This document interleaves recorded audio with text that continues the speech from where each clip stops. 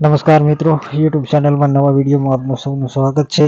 આજ હસમુખ પટેલ સાહેબના રાજીનામાની વાત આવી છે। તો તમને કહી દઉં કે હસમુખ પટેલ સાહેબે હજી ઓફિશિયલ રીતે કોઈ પણ પ્રકારની કે હું રાજીનામું આપું છું તે પ્રકારની જાહેરાત કરી નથી।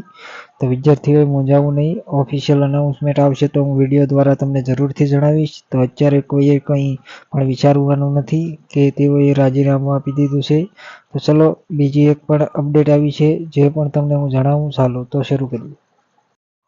બધા સોશિયલ મીડિયા ઉપર અત્યારે એ વાત ફેલાઈ રહી છે કે હસમુખ પટેલ સાહેબે પોતાના ટ્વિટર એકાઉન્ટ પરથી પોતાની જીએસએબીના સચિવ તરીકેનું હટાવી લીધું છે। તો એવું કંઈ હજી ઓફિશિયલ રીતે બહાર આવ્યું નથી। તો વિદ્યાર્થીઓએ કોઈ પણ પ્રકારનો એવી અફવાથી સાંભળીને કંઈ પણ વિચારવાની જરૂર નથી।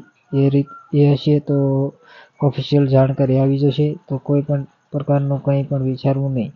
ત્યારબાદ આજે સાંજના એક અપડેટ આવી છે જે ગૌણ સેવા પસંદગી મંડળની ઓફિશિયલ વેબસાઇટ પરથી આવી છે। તો ચાલો તે ખબર પણ તમને હું બતાવી દઉં।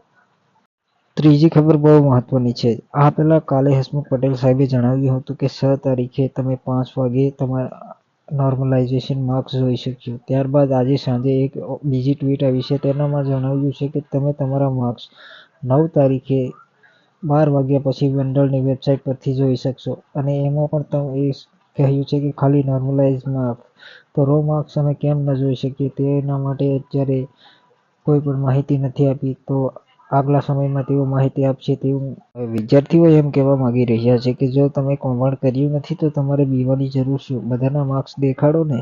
પણ તેઓ એવી કોઈ